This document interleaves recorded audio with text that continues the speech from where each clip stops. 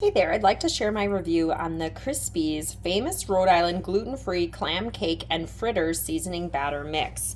And so when looking at the ingredients, but also some other substitutions, as we're not huge clam or conch, fans, but I do plan to try it with the crab. I also loved the idea on here about being creative and using it for corn, chicken, pineapple, banana, apples, and cinnamon.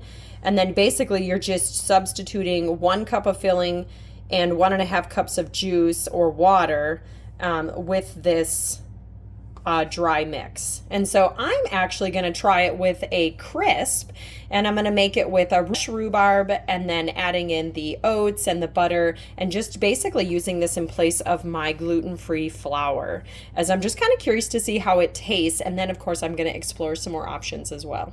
So here's what the bag looks like when you pull it out of the crispy fritter box. And I just need 2 cups, so I'm going to go ahead and measure that and get it into my mix. In the end, the dessert turned out really, really well. It is a little bit on the tart side, so if you're more of a sweet person, you may want to add even more sugar than I did with my recipe. But otherwise, I'm really liking the texture of it.